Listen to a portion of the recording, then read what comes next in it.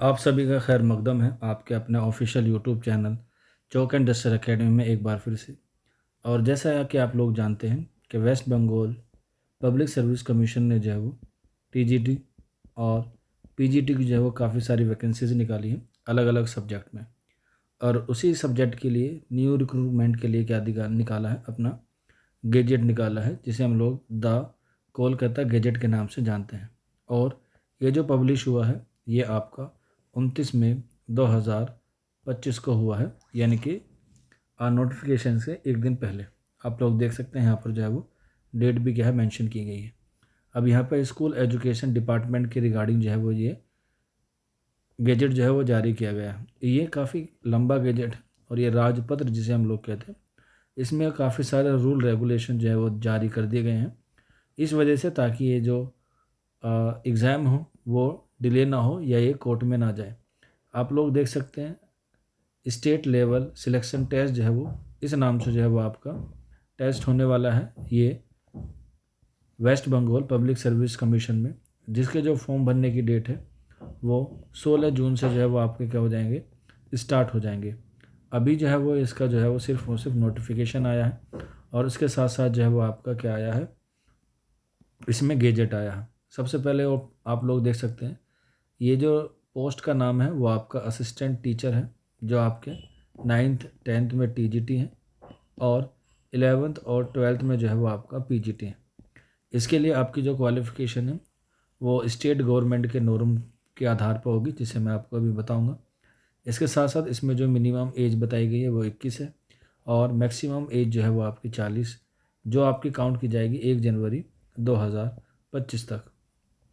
इसके बाद यहाँ पे आप लोग देख सकते हैं इसमें जो है वो काफ़ी सारी चीज़ें जो है वो दी गई हैं अलग अलग तरीके से। जो है इसमें नोटिफिकेशन दिया गया है।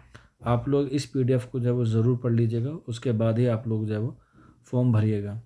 इसके बाद मैं आपको बताता चलूँ कि इसके जो नॉर्म्स हैं वो सारे जो है वो आपको बड़ी तफसील से और बड़े इत्मीनान से जो है वो पढ़ने हैं। इसमें कुछ अहम बातें हैं जो मैं आपको बताने वाला हूँ। दो बातें मैंने आपको ऊपर बता दी जो आपकी जो है वो एग्ज़ाम के रिगार्डिंग होगी, वही बात जो है मैं आपको बताऊंगा। क्योंकि शेड्यूल में या कह सकते हैं राजपत्र जिसे हम लोग गेजेट भी कहते हैं, उसमें बहुत सारी चीज़ों को क्या किया जाता है, इंक्लूड किया जाता है। लेकिन जो टीजीटी या पीजीटी के हवाले से उसमें जो है वो हम लोग जो इम्पोर्टेंट बात होगी उसी पर जो है वो रोशनी डालेंगे। अब आप लोग देख सकते हैं यहाँ पर जब हम लोग इसको स्क्रॉल करते हुए आ जाते हैं तो इसमें जो है वो आ जाती है आपकी educational qualification including professional qualification और इसके साथ साथ आपकी एज लिमिट। तो सबसे पहले ये है कि आपका सिटीजन ऑफ इंडिया का होना जो है वो ज़रूरी है।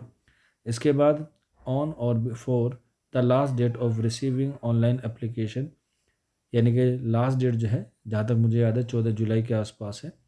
He she must possess the minimum qualification as prescribed by the NCTE for assistant teacher 9th और 10th। यानी कि जो एनसीटीई ने आपकी क्वालिफिकेशन मांगी है बीए और बीएड, वो आपकी जो है वो एप्लीकेशन की लास्ट डेट से पहले पहले पूरी हो जानी चाहिए। यानी कि इसमें जो है वो अपीयर वालों को जो है वो मौका नहीं मिल रहा। इसके अलावा ग्रेजुएशन, अगर आप लोग टीजीटी के लिए जा रहे हैं तो आपके पास बीए और बीएड होना चाहिए। अगर आप पीजीटी के लिए जा रहे हैं तो आपके पास एमए और एमए के साथ आपके पास बीएड का होना जो है वो ज़रूरी है, जिससे आप लोग जो है वो फॉर्म अप्लाई करेंगे। यहाँ पर जो है वो दिया गया है। इसके अलावा यहाँ पर नोट जो है वो मेंशन है। यहाँ पर आप लोग देख सकते हैं, यहाँ पर जो है वो 9th 10th in any government aided और government sponsored school having Bengali और इंग्लिश और Hindi, Nepali, Oriya, Santhali, Telugu, Urdu as a medium of instruction. यानी कि काफ़ी सारे बच्चे कह रहे थे कि सर हमारा जो मीडियम है वो क्या रहेगा। वहाँ पर जो स्कूल हैं वो अलग अलग मीडियम में है। जो आपके पेपर होगा वो उसी मीडियम में होगा जो आप लैंग्वेज चुनेंगे। जैसे अगर हम लोग पर्टिकुलर बात करें उर्दू की, तो आपका जो पेपर होगा वो उर्दू का होगा, जो है आपका 60 नंबर का होगा। अभी हम लोग जब इसे आगे पढ़ेंगे तो इसमें जो है वो आपको सारी चीज़ें दिख जाएंगी। जैसी क्वालिफिकेशन 9th और 10th की है, ठीक उसी तरीके से आपकी 11th और 12th की भी है। ये सारी चीज़ें हैं। 50% यहाँ पर भी चाहिए आपको पोस्ट ग्रेजुएशन में, वहाँ पर ग्रेजुएशन में चाहिए। इंडिया का नागरिक होना चाहिए और इसके अलावा जो है वो आपके पास एनसीटी से जो है वो बीएड की क्वालिफिकेशन होनी चाहिए।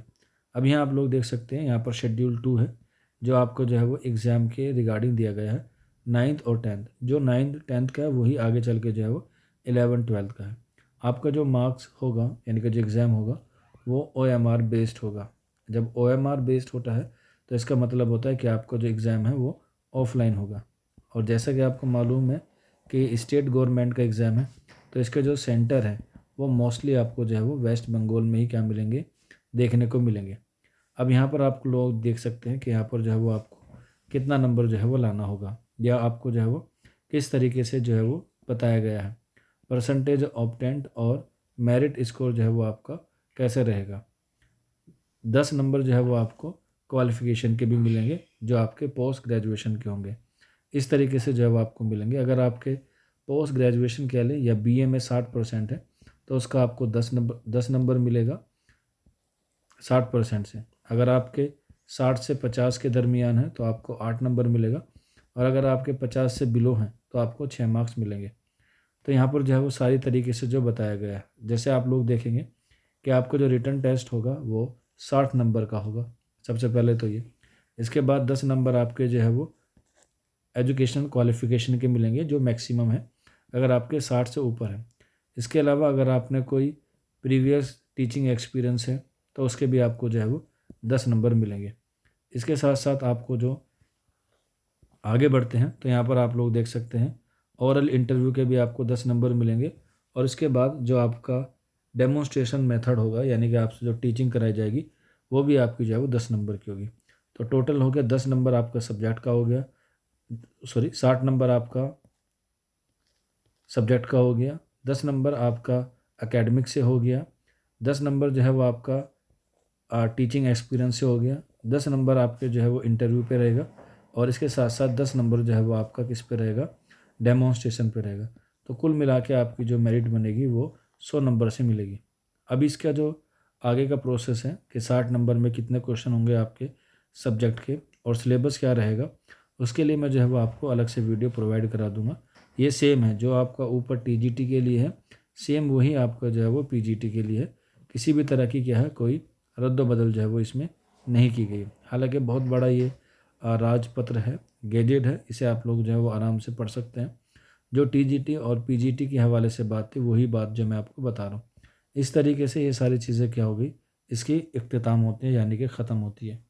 बाकी आप लोगों को किसी चीज़ की डाउट हो या कोई क्वेरी हो तो आप लोग ये नंबर नोट कर लीजिएगा 9045220432। ख़ास तौर पे उर्दू वाले तालिब इल्म जो उर्दू से टीचर बनना चाहते हैं, इसमें तकरीबन 200 वैकेंसीज़ हैं। PGT में अगर हम लोग बात करें PGT उर्दू की तो मेल फ़ीमेल की 17 हैं, और अगर हम लोग बात करें TGT उर्दू मेल फ़ीमेल की तो इसमें जो है वो तकरीबन 184 के आसपास जो है वो आपकी सीटें हैं। तो 200 सीटें हैं उर्दू की मेल फ़ीमेल की मिला के। रही बात जनरल की तो वो अभी कैटेगरी वाइज नहीं आई हैं, जैसे ही आएंगे उसका मैं आपको जो है वीडियो के माध्यम से बता दूंगा। आज की वीडियो में इतना ही था, शुक्रिया।